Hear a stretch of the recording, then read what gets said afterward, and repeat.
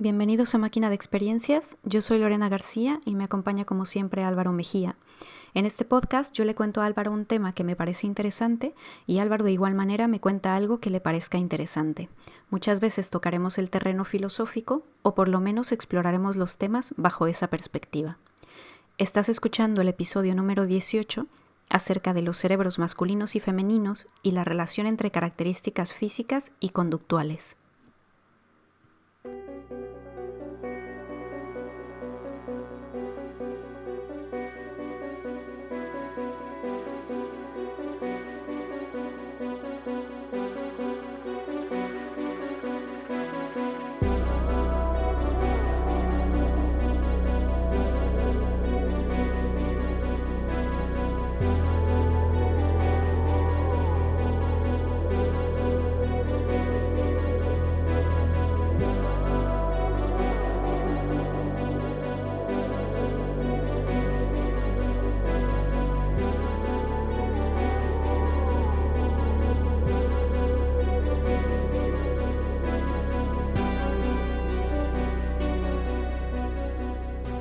En esta ocasión escuchan el episodio número 18 y resulta excepcional debido a que Lorena no nos podrá acompañar en esta ocasión.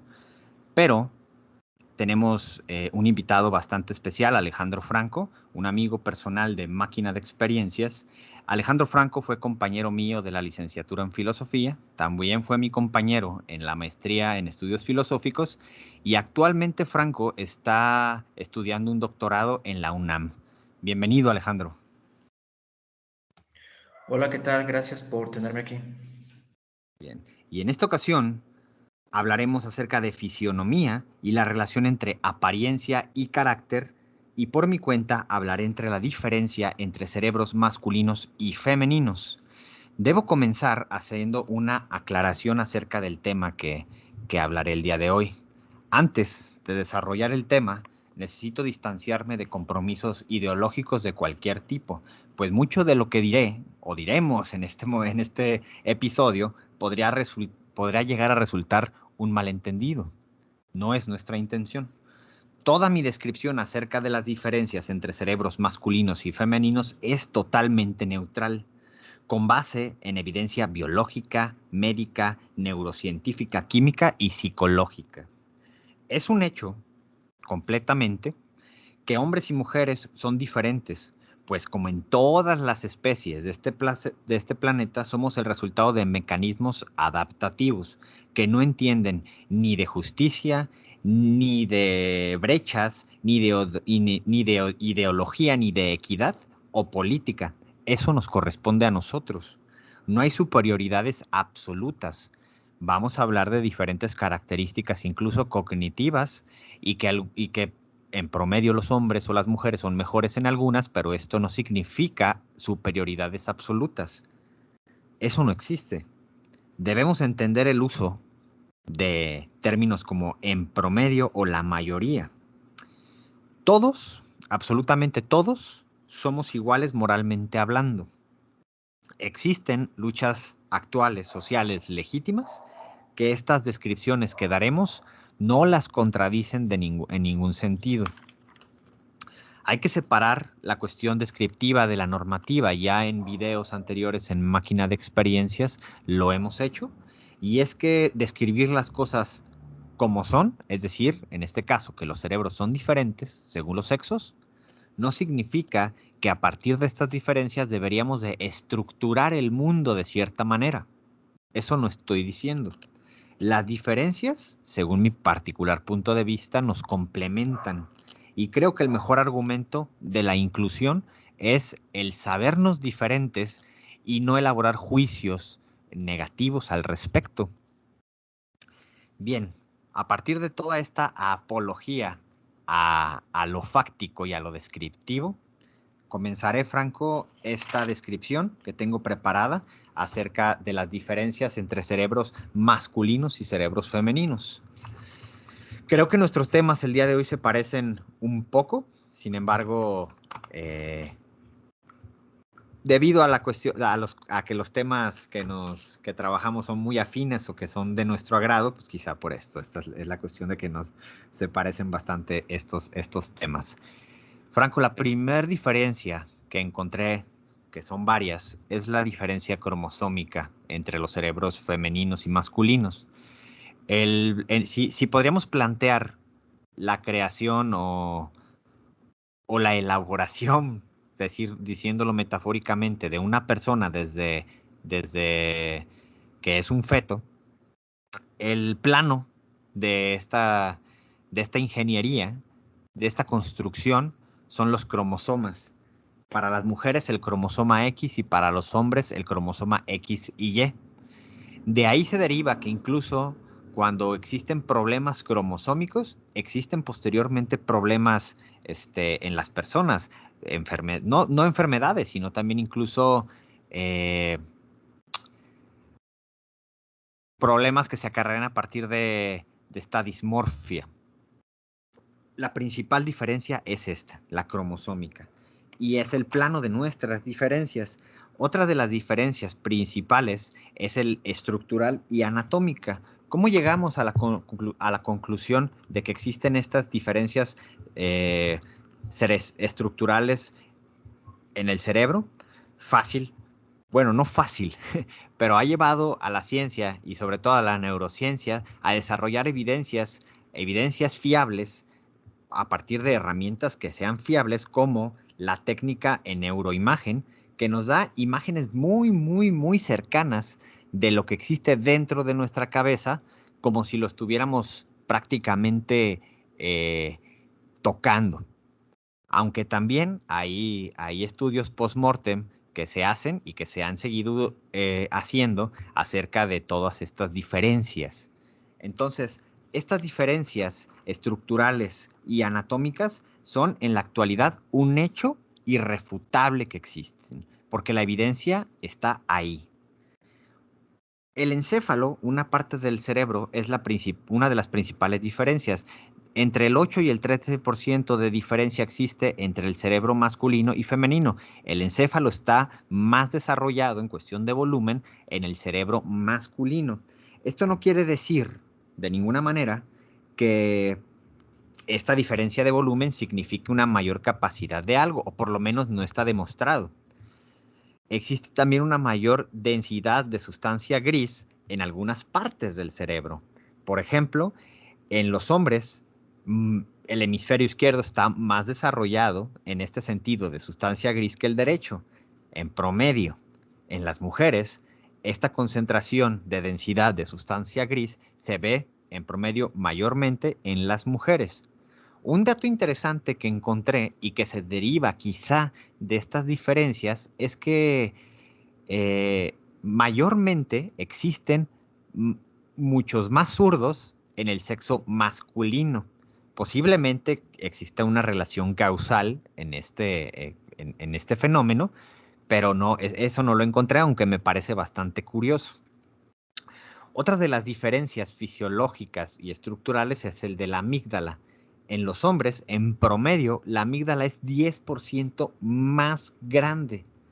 Estas diferencias, les digo, son recabadas de décadas y décadas de investigación neurológica y médica. En promedio, por ejemplo, podemos plantear también cómo no solamente las diferencias son estructurales y anatómicas, sino también el cómo interpretamos información externa del mundo y qué hacemos con esta información. Es importante hablar acerca del promedio y creo que tú siempre tienes un buen ejemplo acerca de cómo podemos entender esto del promedio, ¿no, Franco?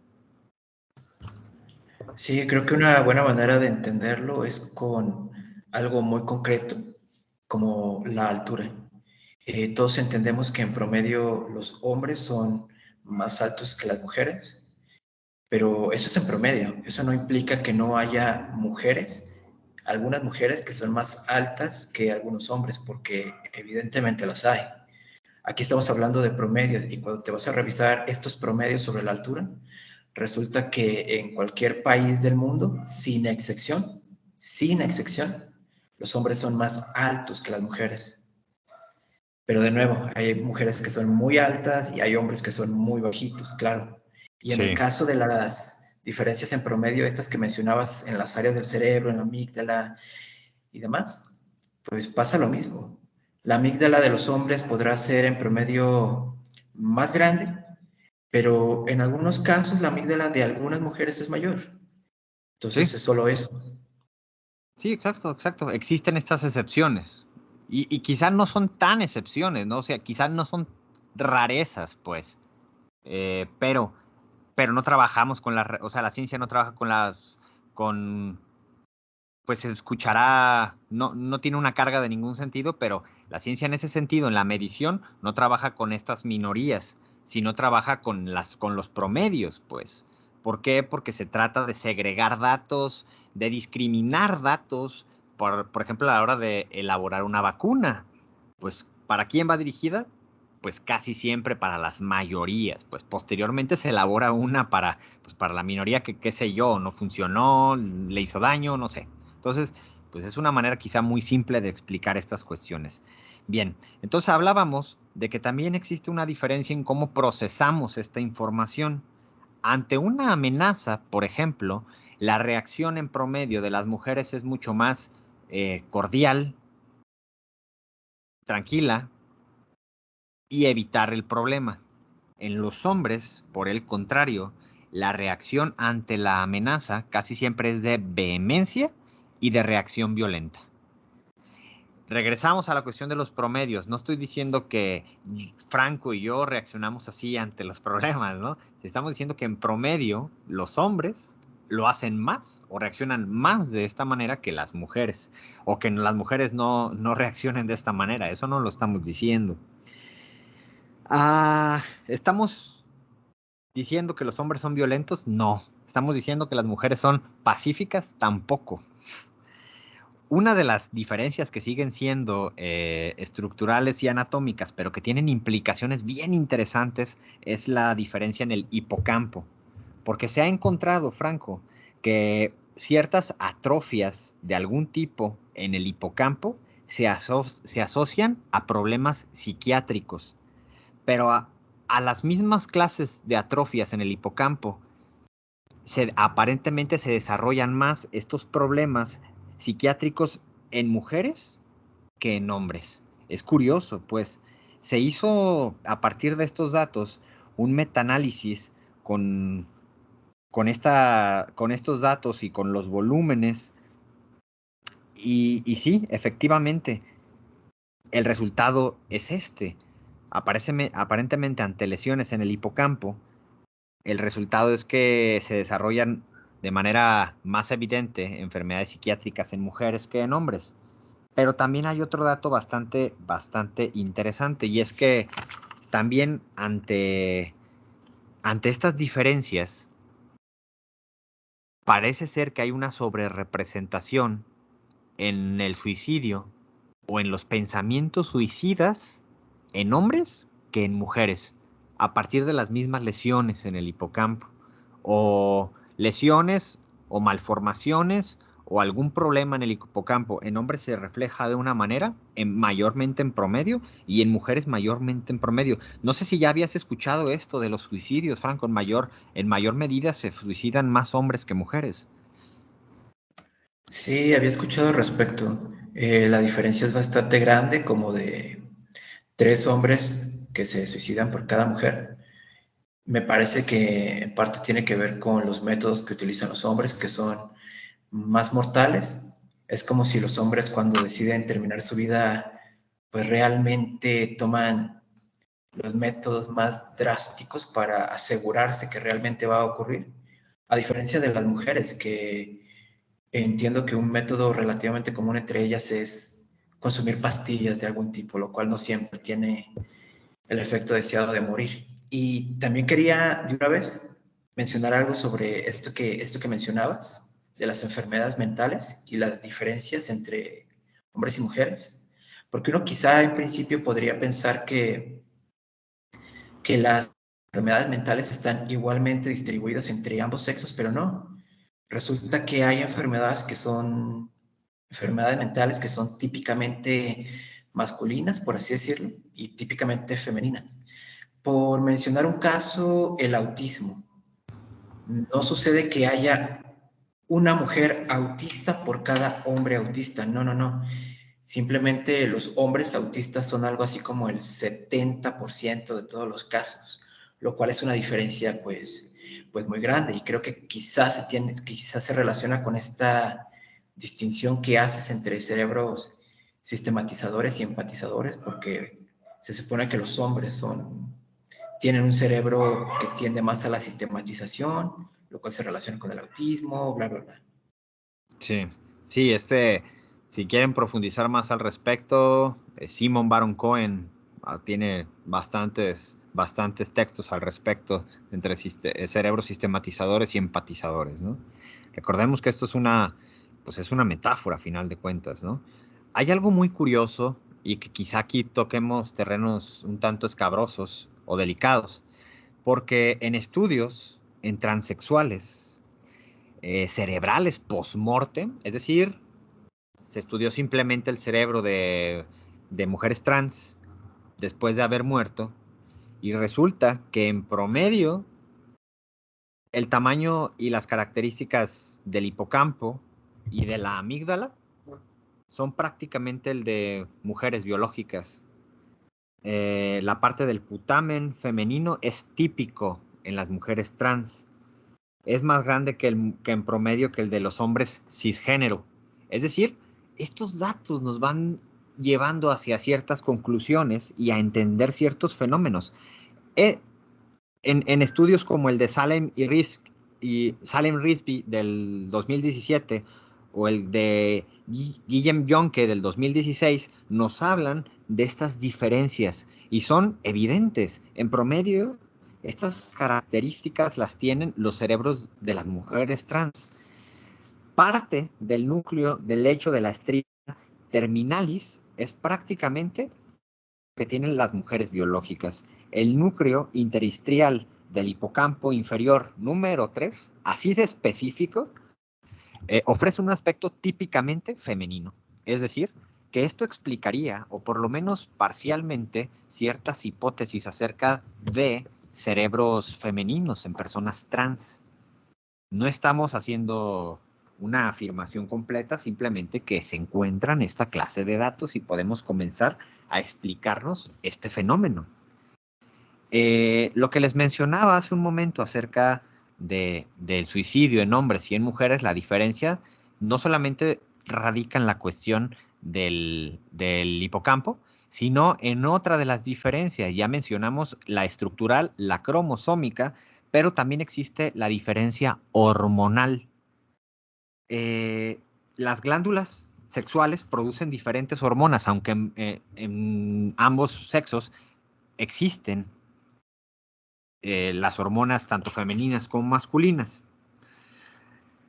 La hormona masculina, los andrógenos testosterona o estrógenos estradiol, todas estas hormonas radican tanto en hombres como en mujeres.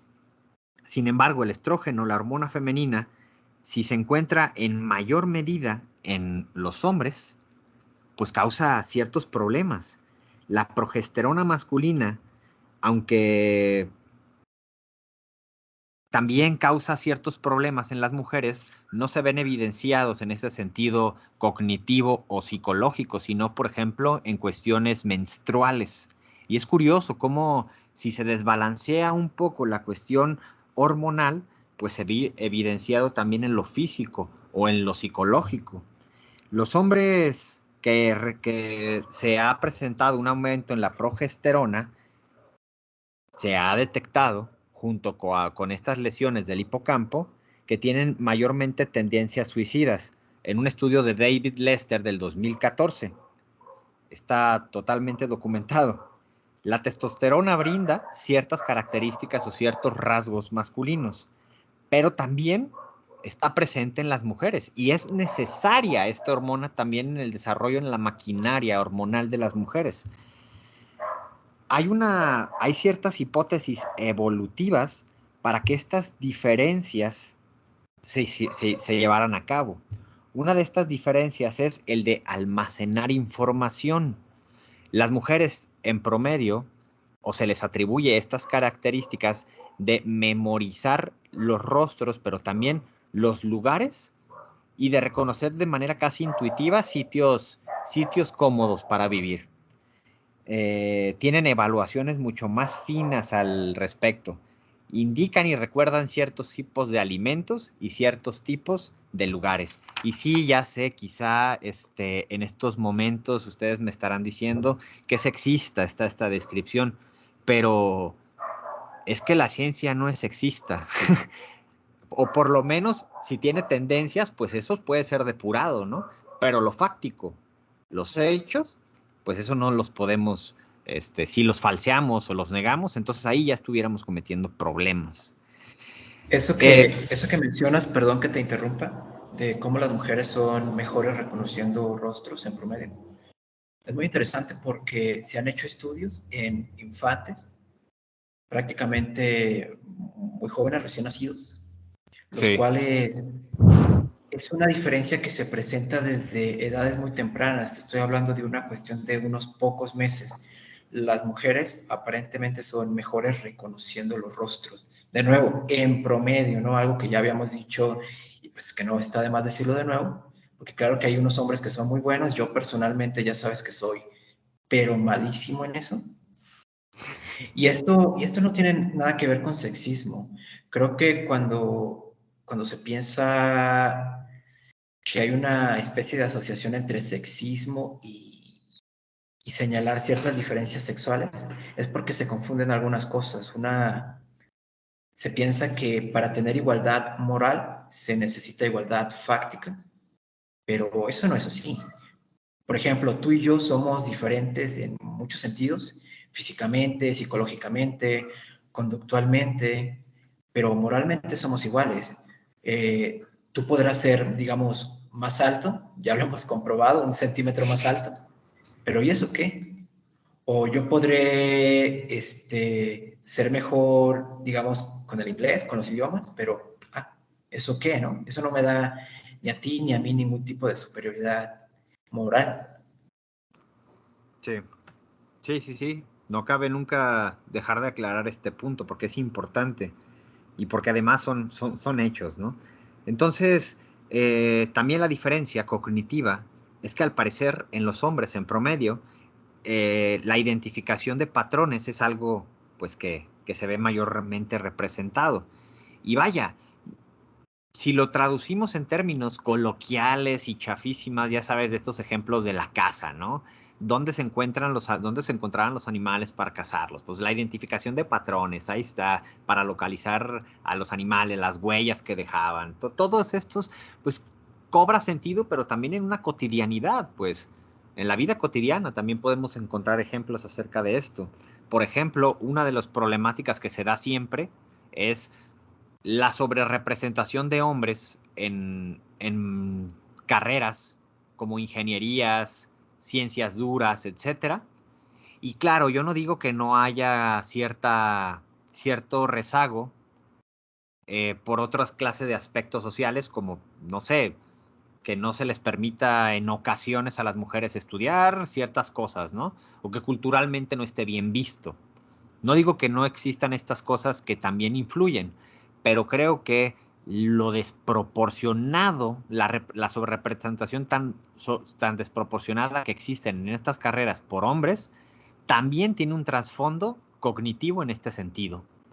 Y también por otro lado, hay carreras que tienen que ver con las cuestiones sociales, empáticas, que están sobrerepresentadas por las mujeres.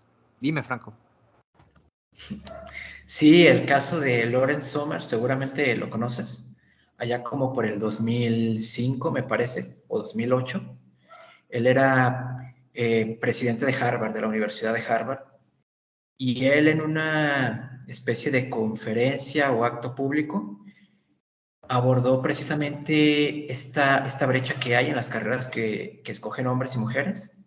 Y bueno, como tú decías, carreras como ingenierías, matemáticas, física, tecnología, son carreras en las que hay sobrerepresentación de hombres y relativamente pocas mujeres. Sí. Pero Lawrence Summers lo que hizo fue sugerir una hipótesis, y él la presentó tal cual, es una mera hipótesis, puramente positiva y neutral, de que quizá esta brecha, esta diferencia se debe, en parte, a que hay diferencias en intereses y habilidades entre hombres y mujeres. Eventualmente, como sabes, pues le fue muy mal, fue muy controvertido esto, que para mí es una hipótesis muy, sí, muy neutral, muy light, pero aún así se metió en problemas y terminó renunciando. La cosa aquí es que, por ejemplo, los exámenes SAT, que seguramente los conoces, son exámenes estandarizados que se aplican en varios países del mundo. Y en estos exámenes siempre resulta que los hombres, los chicos de 15 años, suelen tener una mayor puntuación en el campo matemático, pero las chicas suelen tener una mejor puntuación en áreas verbales. Y siempre pasa así, sin excepción. Si te vas a China, Estados Unidos, Suiza, México, Perú, no importa el país, los chicos siempre salen mejor parados en matemáticas y las chicas en habilidades verbales. Entonces, esta es una diferencia que está extendida en todo el mundo. Creo Okay. que tendría mucho que ver con el hecho de que los hombres elijan ciertas carreras y las mujeres otras, ¿no? Y eso no tiene nada pues, de sexista. Sí, ¿no? Y esto no significa que no exista una mujer que sea mucho mejor física que Stephen Hawking, ¿no? O que sea mucho mejor física que de lo que fue Einstein, qué sé yo, ¿no? Esas afirmaciones no llegan a eso, o sea, no son en este sentido. Simplemente regresamos a la cuestión de, estamos hablando de, pues, de promedios. Bien, entonces, para sintetizar y para terminar esta cuestión, cognitivamente hablando, que también esta es otra diferencia, el procesamiento analítico se ve más representado, y entiéndase procesamiento analítico en el sentido en el que ya lo dijimos, se ve más representado en promedio en hombres que en mujeres, y el procesamiento empático y social se ve mayormente representado en mujeres.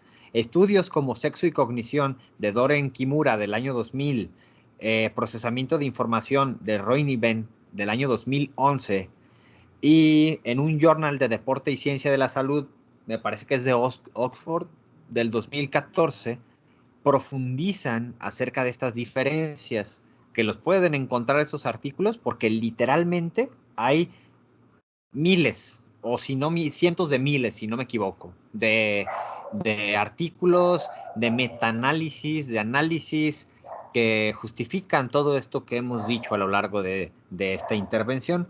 Y bueno, ya para terminar, pues me parece que solamente también estas diferencias se ven reflejadas en modelos como el modelo del Big Five, que ya tuvimos la oportunidad de en un episodio hablar del Big Five y de cómo esto es son criterios de evaluación de la personalidad.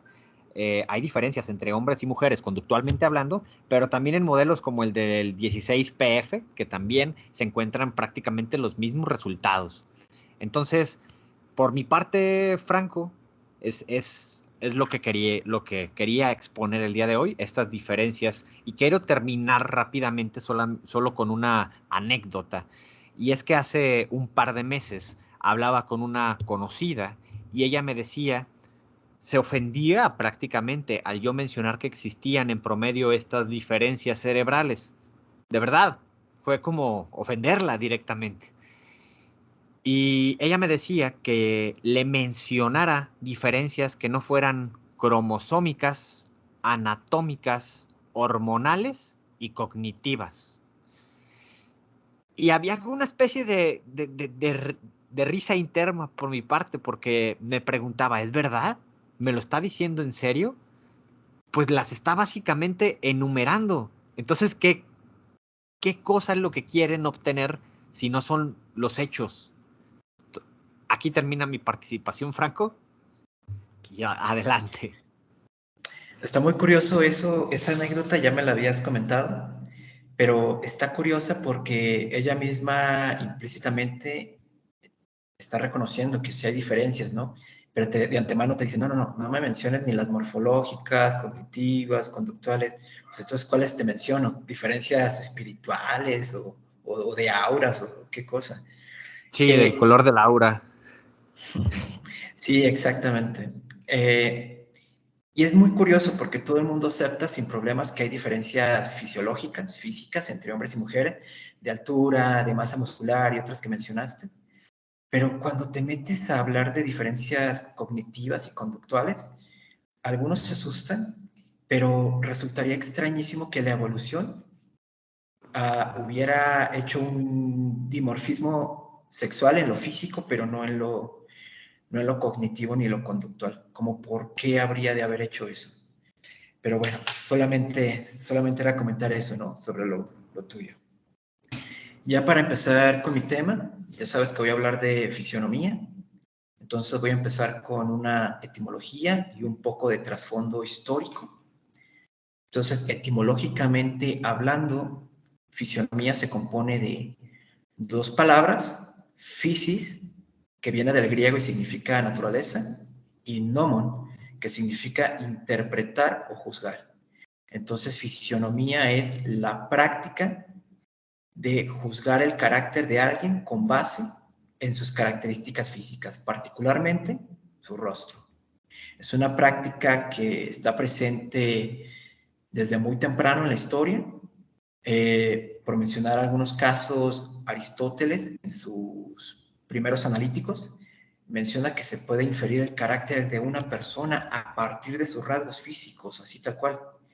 Y de la misma manera, de manera similar, se dice que Pitágoras rechazó a un potencial seguidor debido a que su rostro evidenciaba un carácter malo, ¿no? No sé malo en qué sentido, pero bueno, es eso lo que cuenta la anécdota. Sea como sea, la fisionomía alcanza su mayor popularidad, su auge allá en el siglo XVIII, XIX, con personajes como Lavater. Y es en esta época donde la fisionomía es discutida de manera seria por académicos de la época. Francis Galton, lo conoces, el primo de Darwin, muy eminente, él mismo hizo sus propios descubrimientos en psicología, en estadística. Le debemos realmente mucho a él, ¿no? Cuestiones como el concepto de desviación estándar surgieron con él. La cosa es que Galton estaba muy interesado en la fisionomía y lo que intentó hacer es unir diferentes imágenes de criminales, rostros, sus retratos, sus fotografías, e intentar identificar rasgos comunes, ¿no? Rasgos que sean propiamente criminales, por así decirlo. Y él publicó estos resultados en la revista Nature. Ya sabes que esta revista pues es la más prestigiosa del mundo, tiene como 150 años existiendo, quizá más. Y si buscas este artículo lo puedes encontrar fácilmente. Son 5 páginas nada más, me parece. Ahí por si tienes un rato libre y te da curiosidad, puedes leerlo. Pero bueno, sea como sea, sabemos que eventualmente la fisionomía cayó en desgracia y hoy día es tenida como un ejemplo paradigmático de pseudociencia. Incluso en algunos casos de pseudociencia racista, porque tuvo ciertas asociaciones como decir que, es que los negros tienen ciertos rasgos, entonces son inferiores, son esclavos, están hechos para esto.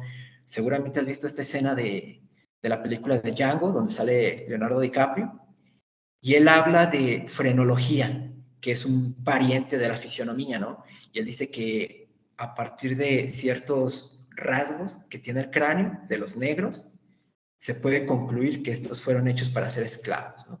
Entonces fue este tipo de asociaciones las que hicieron que eventualmente la fisionomía cayera en desgracia. Y claro, pues la falta de apoyo empírico.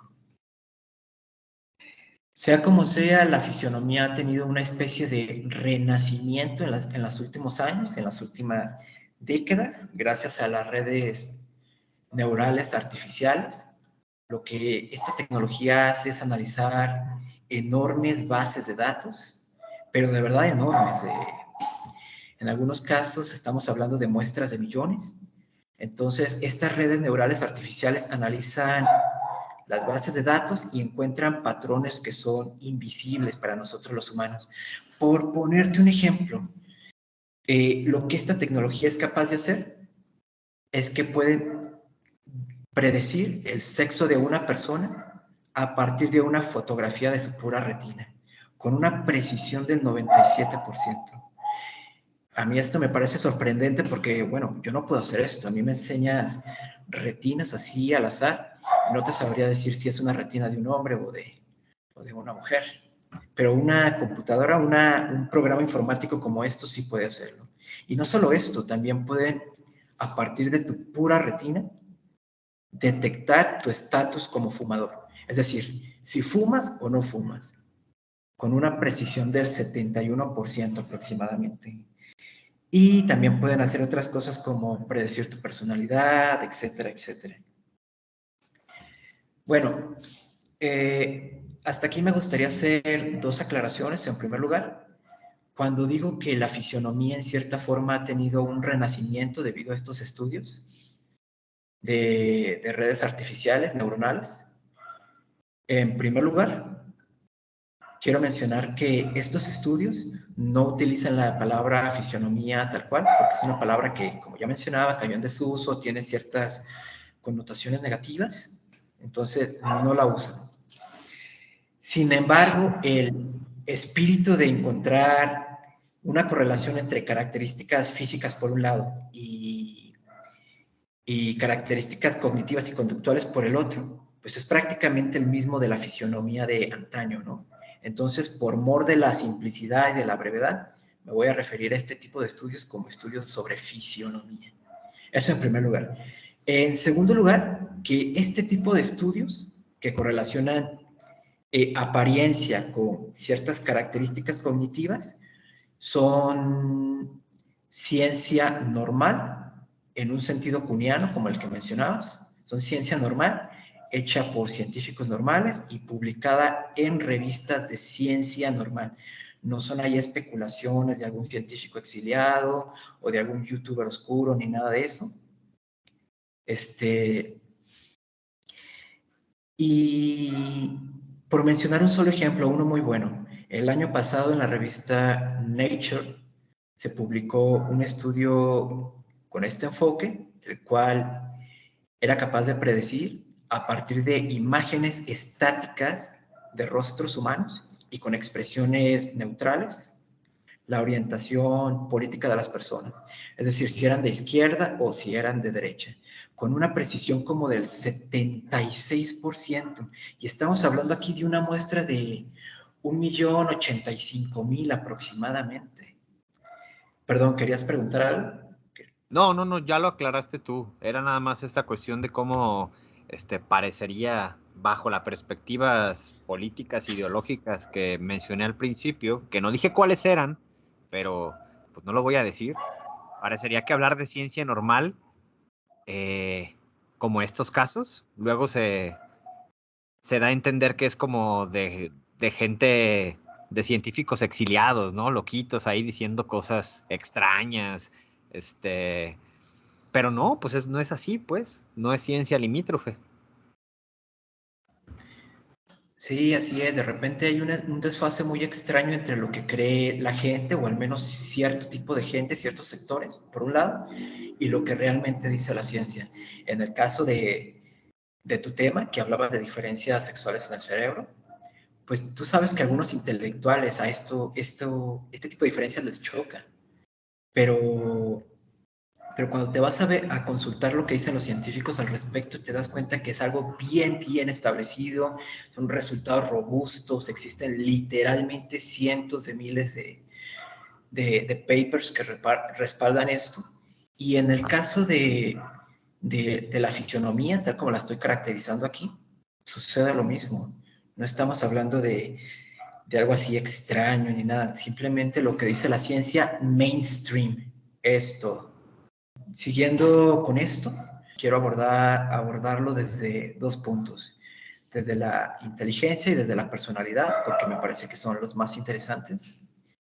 Y primero voy a decir algunas cosas sobre la inteligencia. Voy a decir que a grandes rasgos se puede entender que la inteligencia es la capacidad para resolver problemas cognitivos y resolverlos además de manera rápida. Esto significa que cuanto más inteligente eres, mejor y más rápido eres para resolver cierto tipo de problemas. Y esto es algo que se mide utilizando test de CI o test de IQ en inglés. Hay diferentes tipos de test de CI, pero los más utilizados en adultos son los de la escala de Bessler. Son test que se actualizan cada tanto. Actualmente van en la versión número 4, me parece. Y lo que estos tratan de medir son habilidades como verbales, matemáticas, espaciales. Si alguna vez has hecho un examen estandarizado como el Ceneval, recordarás que hay algunos problemas en los cuales te piden, digamos, girar una figura. Te preguntan, ¿cómo luciría tal figura si la giraras 180 grados? Bueno, pues son ese tipo de tareas, ¿no? Las que miden los test de CI. Y se hace un promedio con base en estas habilidades y se da una puntuación. Ese es tu CI, esa es tu inteligencia operacionalizada. Y alguien podría decir que quizá esto es un poco reduccionista porque alguien podría ser muy bueno en habilidad verbal, digamos, y muy malo en matemáticas. Sí, ciertamente puede ser el caso, a veces pasa, pero la cosa aquí es que hay una correlación muy grande entre este tipo de habilidades, es decir, si eres muy bueno en habilidad matemática, probablemente vas a ser también muy bueno en habilidad verbal. Y a la inversa, si eres muy malo en habilidad matemática, también es probable que vayas a ser malo en habilidad verbal. Pero bueno, ya entrando ahora sí en materia, resulta que hay una correlación entre inteligencia, entre baja inteligencia particularmente, y obesidad. La cosa aquí es que la gente con poca inteligencia, con baja inteligencia, tiende a tener una menor preferencia temporal, en inglés time preference. Esto significa que prefieren una recompensa pequeña pero inmediata a tener una recompensa proporcionalmente mayor pero en el futuro, a largo plazo. Entonces, teniendo en cuenta esto, es perfectamente comprensible por qué sucede esta asociación entre obesidad y baja inteligencia, porque una persona con estas características prefiere, digamos, tener una rebanada extra de pastel en este momento porque le es muy gratificante, que evitar a largo plazo cuestiones como la obesidad, la diabetes, etcétera, etcétera. Y bueno, no estoy diciendo que las personas obesas sean necesariamente todas poco inteligentes, tontas, ni nada de eso. De nuevo, estamos aquí hablando de promedios, hay una correlación, hay personas que son con obesidad, que son muy inteligentes, y a la inversa, hay gente que podrá estar muy, muy en forma y no ser tan avispada intelectualmente. Por poner un caso, ¿no? El matemático indio Ramanujan, seguramente lo conoces, muy bueno, de los mejores matemáticos del siglo pasado. Si has visto fotografías de él, pues él es una persona de grandes dimensiones, es bastante obeso, pero nadie negaría que es una de las grandes mentes que ha producido la humanidad. Y ya entrando también en otra asociación fisionómica, está la correlación entre personalidad y obesidad o peso en general. A grandes rasgos se puede decir que la personalidad es el conjunto de características conductuales y cognitivas, las cuales son formadas por cuestiones tanto biológicas como ambientales. Y la personalidad predice cómo una persona respondería a ciertas situaciones. La personalidad usualmente es medida utilizando cuestionarios. Este tipo de cuestionarios consisten en escalas y preguntas tipo como, en situaciones sociales, ¿te gusta ser el centro de atención? ¿O qué tanto disfrutas de evaluar ideas abstractas, cosas así, ¿no? Entonces tú mismo te vas autoevaluando y se te da una especie de puntuación. Hay diferentes tipos de test de personalidad, como sabes, uno de los más usados y respaldados empíricamente es este que mencionabas del Big Five. Entonces me voy a basar nada más en estudios que se basen también en el Big Five. Y por ejemplo, hay una correlación entre obesidad, por un lado, y bajo conscientiousness. El conscientiousness a veces se traduce al español como concienzudez. A mí se me hace un término muy extrañamente traducido, pero lo que esto significa es que la concienzudez es el opuesto de la impulsividad, del tener bajo control. Una persona que es alto en concienzudez tiene autocontrol, disciplina, es capaz de retrasar las gratificaciones. Entonces es perfectamente comprensible que hay una correlación negativa entre este rasgo de concienzudez y la obesidad, ¿no? Cuanto más obeso seas, menos concienzudez, o cuanto más concienzudez, menos obesidad. De nuevo, en promedio. Otro rasgo de personalidad que correlaciona con la obesidad es la extroversión. Para mí esto fue una sorpresa, no me lo esperaba. La extroversión, como sabes, dentro del Big Five, es entendida como la necesidad o el gusto por estimulación externa, especialmente de tipo social. Y la cosa aquí es que resulta que los extrovertidos disfrutan más de experiencias positivas. Entonces se puede interpretar esto quizá como que si un pastel está muy rico, un extrovertido va a decir, no, no, dame una segunda pieza, ¿no? O dame una segunda rebanada y así. Entonces hay una correlación entre obesidad y extroversión. Para mi sorpresa, yo no me lo esperaba. Y un tercer rasgo que también correlaciona con la obesidad es el neuroticismo. Bueno, no con la obesidad tal cual, sino más bien con los cambios de peso. Una persona que puntúa alto en neuroticismo es una persona que está fluctuando bastante de peso, muy arriba, muy abajo. Como sabes, el neuroticismo se relaciona con estabilidad emocional, especialmente ante emociones negativas como la depresión o la ansiedad.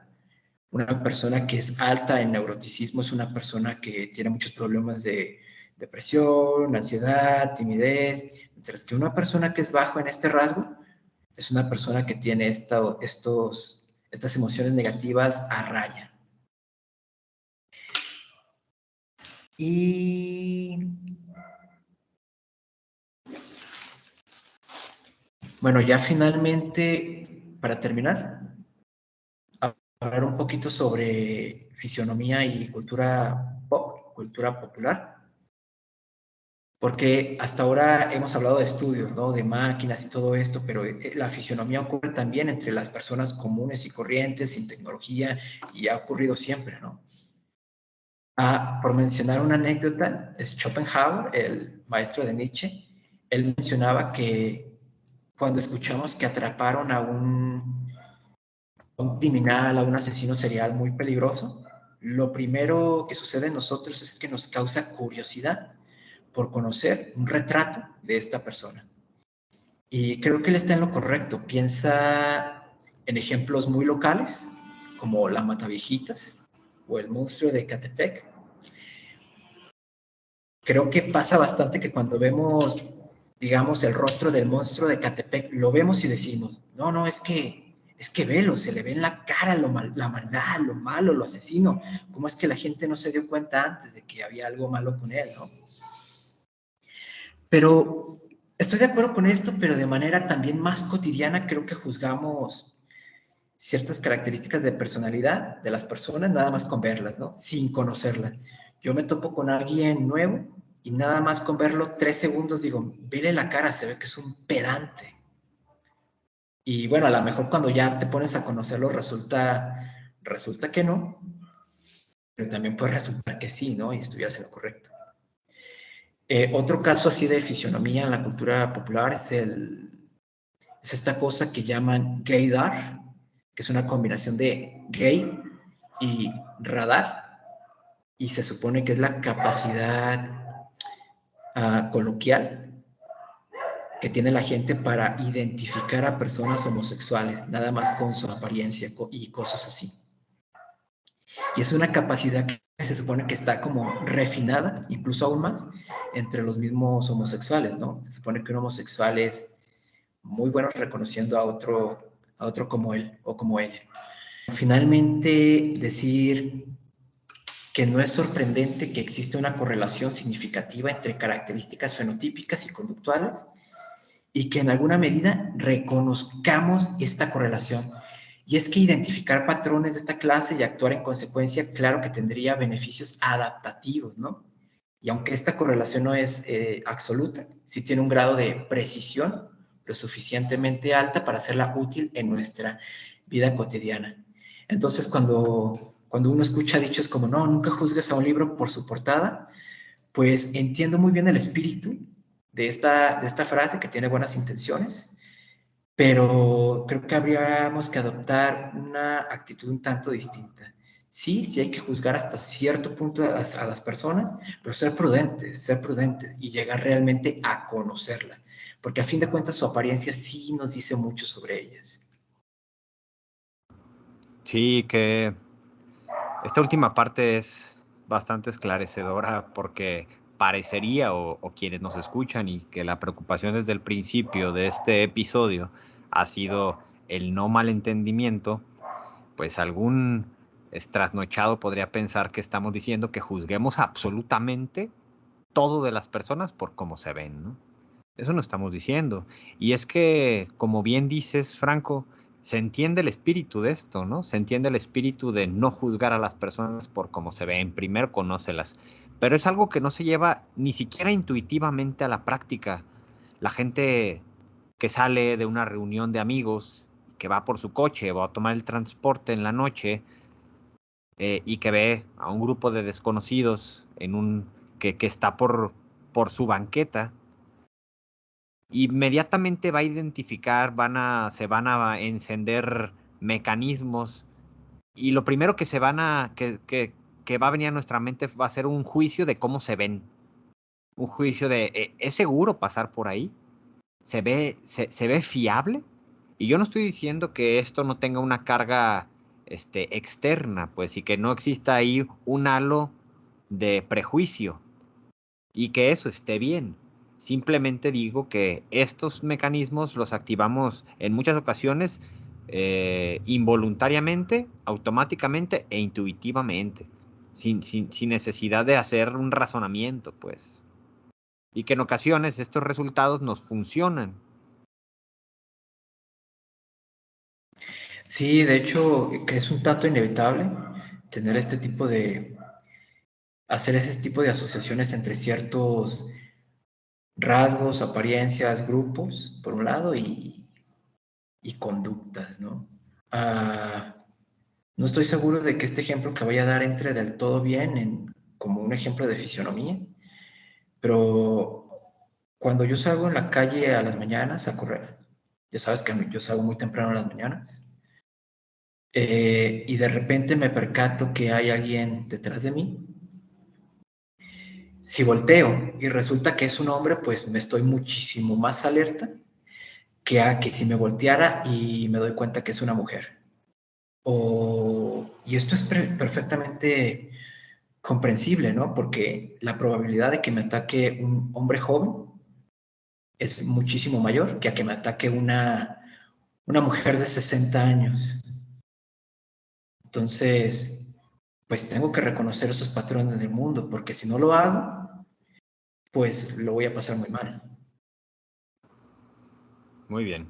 Y creo que solo para complementar este último comentario y para cerrar el episodio del día de hoy, te comentaba, Franco, que estaba leyendo un texto, se llama Privacidad es Poder.